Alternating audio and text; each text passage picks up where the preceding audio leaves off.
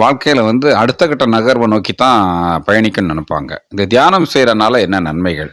உங்களுக்கு தெரிஞ்சு உங்களோட சீடர்கள் வந்து, முன்னாடி வந்து இந்த தியானத்த வாங்குனதுலயும், இப்போ அதே சீடர்கள் வந்து அ இந்த தியானத்த தொடர்ந்து நடத்தி, அவங்க அடுத்த நிலைய அடைஞ்சிருக்கிறாங்களா? ஏதாவது எடுத்துக்காட்டுகள் நீங்க சொன்னீங்கன்னா, மத்தவங்களுக்கு சொல்றதுக்கு அது கொஞ்சம் வசதியா இருக்குங்கய்யா. தியானத்தம் செய்தனால அடுத்த கட்ட நிகழ்வுகள் வந்து நிறைய பேருக்கு நடந்திருக்கு. இப்போ நான் சொல்றத விட ஒவ்வொருத்தரா வந்து சொல்லும் பொழுது தான் அதை பத்தி நம்ம தெரிஞ்சுக்க முடியும். நான் வந்து அவங்களுக்கு முன்னேற்றம் அடைஞ்சிருக்கு, இவங்கெல்லாம் உயர்ந்திருக்காங்க, வாழ்க்கையில வந்து சந்தோஷமா இருக்காங்க, இவங்க நிறுவனத்துல ஒரு உயர் அதிகாரியா இருக்காங்க, இவங்க பொருளாதாரத்துல மட்டுமல்ல வியாபாரத்துல முன்னோக்கி இருக்காங்க, தன்னோட குடும்பத்துல நிம்மதியா இருக்காங்க, குடும்பத்துல சந்தோஷமா இருக்காங்க, இப்படி பலதரப்பட்ட நிலைகள் வந்து இங்க நிறைய பேர் அனுபவிக்கிறாங்க. ஆயிரக்கணக்கான பேருக்கு நான் இந்த பயிற்சிகளை அளிச்சிருக்கேன். அதுல வந்து இந்த 15 நாள் பயிற்சியில அவங்க என்னை பத்தி புரிந்து கொள்வதும், அவர்களை பத்தி நான் புரிந்து கொண்டதும், அவர்களுக்கு தேவையை அறிந்து நான் அவங்களுக்கு வழி நடத்துவதும், ஆலோசனை கூறுவதும், இந்த 15 நாள் பயிற்சியிலே அவங்களுடைய ஒட்டுமொத்தமான பிரச்சனைகள் வந்து தீர்வதற்கான வழிகள் இதுல இருக்கு. இந்த 15 நாள் பயிற்சியில அவங்க செய்து வந்தாலே அவங்களுடைய வாழ்க்கையில ஒரு நிம்மதி, சந்தோஷம் மட்டுமல்ல, அவங்களுடைய எல்லா பிரச்சனைக்கும் தீர்வு இதன் வழியா கிடைக்குதுங்கிறது நான் கண்ட உண்மையும் கூட. ஒவ்வொருத்தரும் வந்து ஒரு ஒரு நோக்கத்துக்கூட வருவாங்க.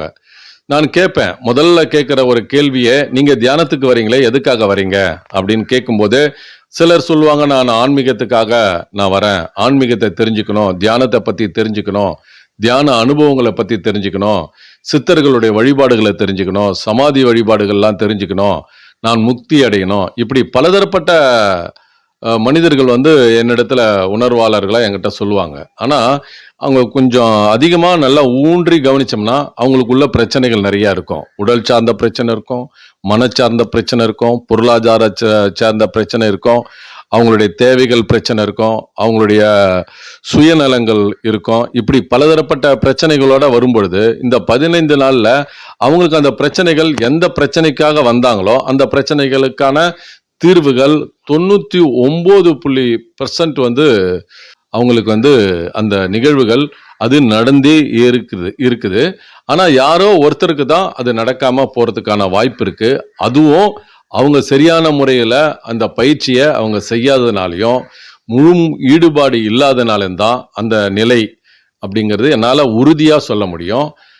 இது வந்து என்னுடைய அனுபவங்கள் மட்டுமல்ல, அவர்களிடத்துல நான் அனுபவங்களை கேட்டு பெறுதல். அந்த 15 நாள்ல அவங்களுடைய பிரச்சனைகளை ஊன்றி கவனிப்பேன். அந்த பிரச்சனைகளை நான் உன்னிப்பா கவனிச்சு அதை தீர்க்கத்திற்கான வழி மட்டுமல்ல, என்னுடைய தியானத்தின் எண்ணங்களால அந்த பிரச்சனையை தீர்க்கக்கூடிய ஒரு நிலையும் இதுல ஏற்படுது. இது எல்லோருமே அந்த நிலையில் நிற்க மாட்டாங்க. ஏன்னா அவங்களுடைய தேவைகள் முடிஞ்ச பிறகு அதுக்கு பிறகு அவங்க அடுத்த தளத்துக்கு, அவங்க வாழ்க்கை தளத்துக்கு, அவங்க சந்தோஷமான நிலைக்கு, இல்ல வேறு வேறு தளத்துக்கு அவங்க போயிடுவாங்க. இந்த தியானத்தை விட்டுருவாங்க. ஏன்னா அவங்களுடைய தேவைகள் நிறைவானதை விட்டுடுவாங்க. யார் ஒருத்தவங்க ஆன்மீகத்தை பத்தி தெரிஞ்சுக்கணும்னு நினைக்கிறாங்களோ அவங்க மட்டும் என்னிடத்துல தொடர்ந்து தொடர்பு கொள்றாங்க. அந்த பயன்களை தொடர்ந்து வருவர்களுக்கு இந்த பலன் அளிக்கும். பலர் வந்து இதை கற்றுக்கொண்டு என்னிடத்துல திரும்பி வராதவர்கள் பலரும் இருக்காங்க. அவங்க வந்து என்னைக்கா ஒரு நாள் திரும்பவும் ஒரு நாள் வர்றாங்க, வந்து எனக்கு நீங்க தியானம் பண்ணி கொடுக்கும்போது எனக்கு நல்லா இருந்தது, இந்த உணர்வு நல்லா இருந்தது, எனக்கு இந்த வாழ்க்கை நல்லா இருந்தது, நான் உங்களை தொடர்பு கொள்ள முடியாதனால எனக்கு நிறைய பிரச்சனைகளை சந்திக்கிறேன், குடும்பத்துல பிரச்சனை சந்திக்கிறேன், என் மனசு வந்து ஒருநிலைப்படலை, என் எண்ணங்கள் ஒருநிலைப்படலை அப்படின்னு திரும்பவும் வந்து இந்த தீட்சை எடுத்துக்கொண்டு திரும்பவும் அந்த முயற்சி பண்றாங்க. ஆனா அந்த பழைய நிலை எனக்கு கிடைக்கல அப்படின்றத சொல்லுவாங்க. காரணம் என்னன்னா, ஒரு முறை வரும்போது அடுத்த முறை வருமா அப்படிங்கிறது ஒரு கேள்விக்குறிதான். அது கொஞ்சம் கஷ்டமான நிலை. அந்த நிலைகளை வந்து நம்ம அடையணும்னா திரும்பவும் வந்து அந்த உணர்வு வர்றதுன்றது ஒரு பெரிய விஷயமா இருக்கு. அது திரும்பவும் ஆரம்பத்துல இருந்து தியானம் கற்றுக்கொண்டால் திரும்ப வர்றதுக்கான வாய்ப்புகள் இருக்கு. நல்ல எனக்கு நிறைய விஷயங்கள வந்து தெளிவுபடுத்துனீங்க. இந்த நெற்றிக்கண் தியான மையத்துல வந்து தியானம் தீட்சை வாங்கிக்கிட்டா நம்மளோட வாழ்க்கை எந்த அளவுக்கு சிறக்கும். மெயினா வந்து அவங்கவங்க வந்து அது எந்த அளவுக்கு வந்து நம்ம வந்து இன்வால்வ்மெண்ட் காட்டுறோமோ, அந்த அளவுக்கு வந்து அந்த வாழ்க்கையில உயரலாம் அப்படிங்கிறத வந்து தெளிவுபடுத்தி சொன்னீங்க. ஏன்னா வந்து மெடிடேஷன் சொல்லி சொல்கிறாங்க. இந்த மெடிடேஷனை வந்து வெளியில் பேசுகிறதான் கேள்விப்பட்டிருக்கோம். இன்றைக்கி தான் வந்து ஒரு குருஜி கிட்ட நேரடியாக வந்து பேசி எங்களுக்கு தெளிவு கிடைச்சதுக்கு மிக்க நன்றி. அனைவரும் வந்து தொடர்ந்து இந்த தியானம் வந்து எல்லாருக்கும் போய் சேரணும். மிக்க நன்றி ஐயா.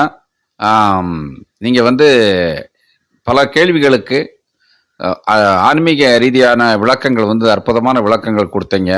ஒரு மனிதன் வந்து பொருள் சார்ந்தவனுக்கும் அருள் சார்ந்தவனுக்கும் அல்லது வந்து அன்றாட தேவைகளை வந்து நமக்கு தியானம் எந்த அளவுக்கு ஒரு முக்கியத்துவம் பெறுது அப்படின்னு சொல்லி அதையும் விளக்குனீங்க. அதே நேரத்தில் வந்து இங்கே தீட்சை பெற்றுக்கிட்டவங்க நிறைய பேர் வந்து அவங்க வந்து சரியாக வந்து வராமலும் சரி, அதுக்கப்புறம் திரும்ப வர்றவங்களும் சரி, தொடர்ந்து வர்றவங்களுக்கும் சரி, என்ன மாதிரியான விளைவுகள் ஏற்பட்டு இருக்குதுன்றதையும் தெளிவாக சொன்னீங்க.